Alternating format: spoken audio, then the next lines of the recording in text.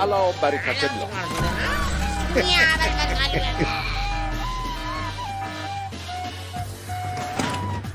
الله برکت الله.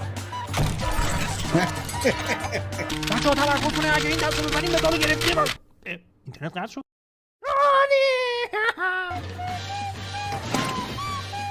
الله برکت الله.